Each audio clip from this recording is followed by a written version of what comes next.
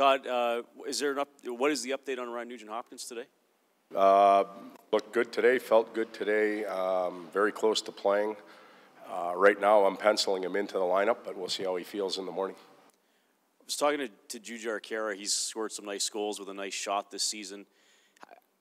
Can you explain how he's grown with just his awareness in the offensive zone of what to do and where the puck should go and puck handling? Well, if we reflect on his season, we go back to the beginning and training camp. What we're seeing now, we saw a lot of in training camp, and then I think he got a little bit comfortable. He didn't protect pucks. He didn't go get them. He wasn't aggressive.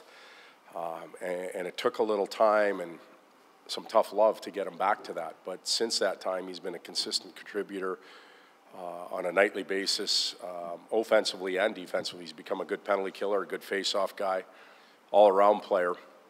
Uses his size very well to protect pucks and create space for other players.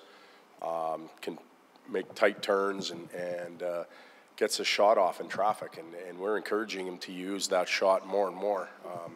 He's had a tendency to look off and want to pass, but when you possess that kind of release, you should use it as much as you can.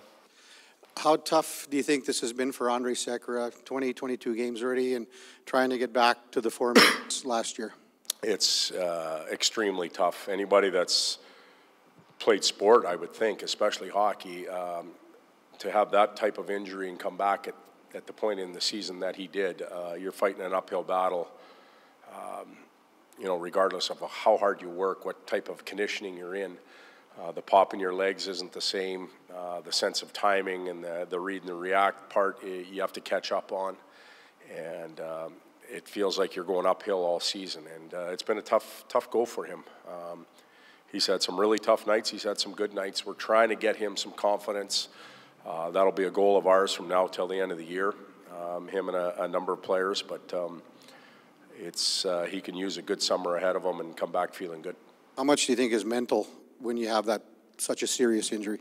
Well, I think that comes into play, but I think the physical part is the one that concerns me more with him. It's the pop in the legs, the explosiveness to get to that spot. And he's always been a cerebral guy that needs a little time to make good, smart plays, and it's just closing so fast on him right now. But we'll keep working with him. We'll keep supporting him, and we think he's still a great asset to have on our team, especially moving forward. Defense is a really hard position for a young guy to learn. It takes years to master, and for a lot of that time, you're fishing pucks out of your own net. How do you kind of, in a position like Ethan is in, do you have to be aware of his psychological well-being as much as him as a player? Yes and no.